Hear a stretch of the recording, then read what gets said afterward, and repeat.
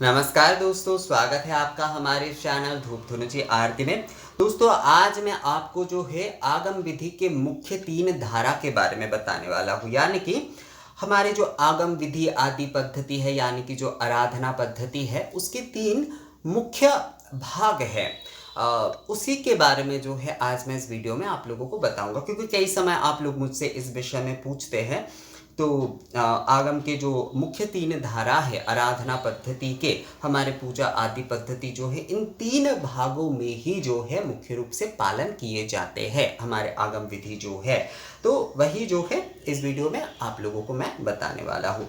मैंने पहले ही इसके ऊपर आगम शास्त्र आदि के ऊपर कई सारे वीडियो बनाए हैं दोस्तों। जैसे मैंने आप लोगों को ये भी बताया कि हमारे जो प्राचीन तंत्र, जो हमारी पूजा पद्धति यानी कि आराधना पद्धति जो है, वो हमारे जो है लिखित रूप में वेद जैसे कि सर्वप्रथम लिखित रूप में वेद ही हमें प्राप्त होते हैं। तो वेद के जो है उपासना कांड में भी आगम के यानी कि आराधना विधि के जो है उसके वर्णन मिलते हैं। क्योंकि प्राचीन तंत्र आराधना पद्धति जो है वो कई समय से जो है दोनों श्रुति ही, तंत्र श्रुति और वेद श्रुति जो है हमारे श्रुति प्रमाण के जो है विशेषता है। और आराधना पद्धति जो हमारे प्राचीन तंत्र है वो उपासना कांड में भी आते, मतलब जो पूजा पद्धति, जो आराधना पद्धति है ईश्वर के, जो हमारे प्राचीन तंत्र का विषय है, ये आप लोग कई सारे वीडियो है आप लोग जानते ही होंगे।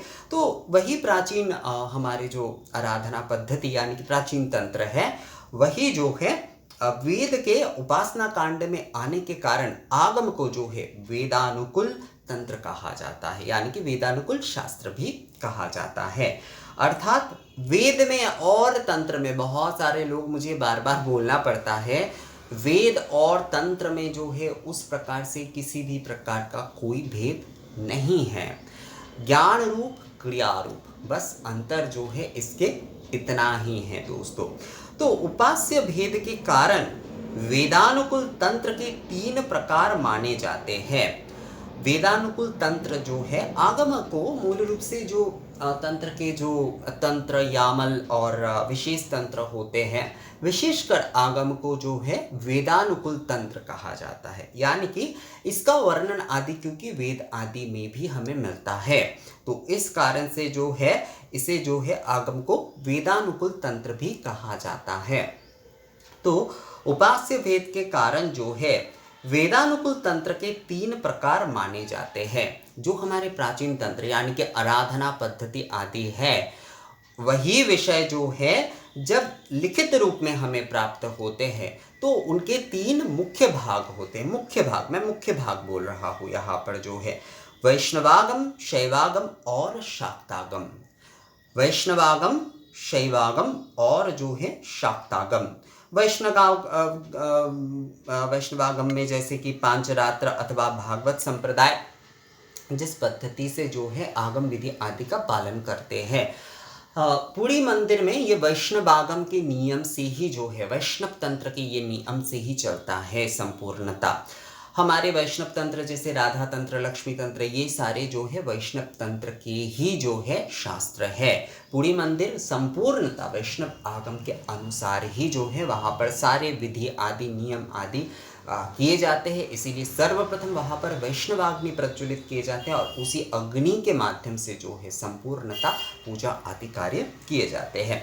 रामानुज के मत अनुसार पांचरात्र आगम विशिष्टाद्वैत का प्रतिपादक है। शैव आगम में द्वैत, अद्वैत और विशिष्टाद्वैत इन तीनों मतों की उपलब्धि होती है और शक्ति पूजक शाक्तागम सर्वथा अद्वैत का प्रतिपादन करते हैं। शक्ति जो शाक्तागम होते हैं, इसके बारे में मैंने कई बार आप लोगों को बताया है। शाक्तागम शक्ति पूजा के जो हमारे जो शक्ति पूजा के जो आगम होते हैं, अर्थात जो है जो अद्वैत विषय होते हैं, ये वेदांत के अद्वैत से अलग होता है थोड़ा। तो शाक्तागम सर्वथा अद्वैत को प्रतिपादन करता है। शाक्त पूजा पद्धति के जो आगम विधि आदि से पूजन किए जाता है वो असल में जो है अद्वैत, अर्थात जो है मानस में जाकर, निराकार ज्योति में जाकर उसका संपूर्णता विलय होता है। यही शाक्तागम का मूल विषय है।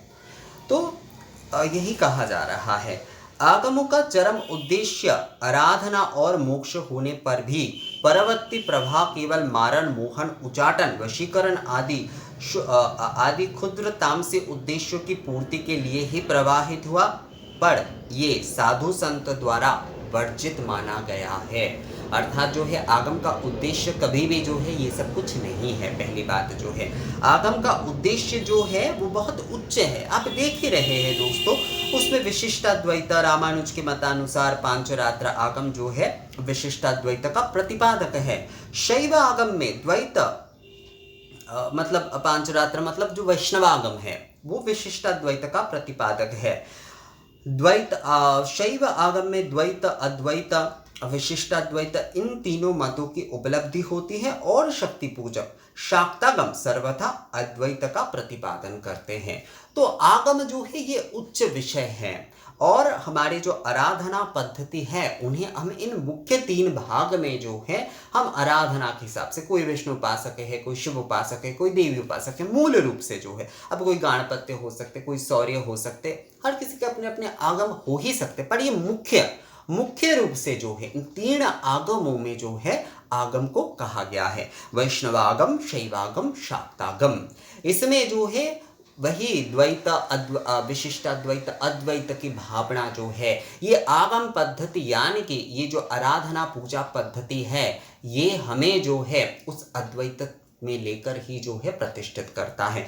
अब अद्वैत में तो देखिए सभी लोगों का जाना संभव नहीं होता है, पर अगर जो है हम आगम को विशेष रूप से अगर हम सही तरीके से आगम विधि के अंतर्निहित विषय को समझते हैं दोस्तों, तो हम विशिष्टाद्वैत में अवश्य प्रतिष्ठित हो सकते हैं। तो आगम का जो मूल विषय है वो यही है। हमारी आराधना पद्धति आदि में भी ये जो मानस उपचार पूजा, वाच्य उपचार पूजा, ये इस विषय से ही जो है दिया गया है, क्योंकि पहले मानस उपचार पूजा करके उसके बाद वाच्य पूजा।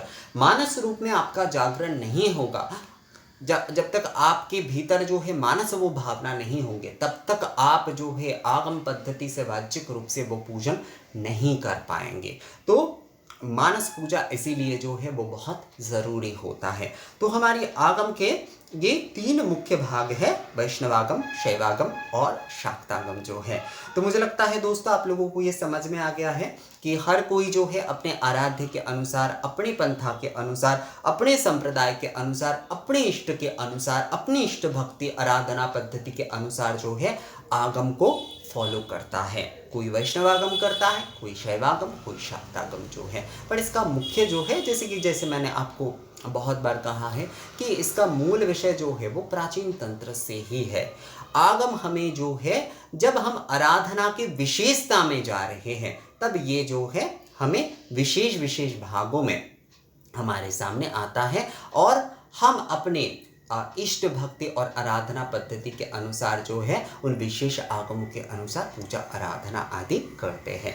तो मुझे लगता है दोस्तों आप लोगों को ये मुख्य वैष्णवागम, शैवागम और शाक्तागम के बारे में जो है समझ में आ गया है। तो वीडियो कैसा लगा आप लोगों को मुझे कमेंट्स करके ज़रूर बताइएगा। अगर ये वीडियो अच्छा लगा है तो इसे लाइक और शेयर भी ज़रूर कर दीजिएगा। मिलते हैं आपसे अगले वीडियो में, तब तक के लिए नमस्कार।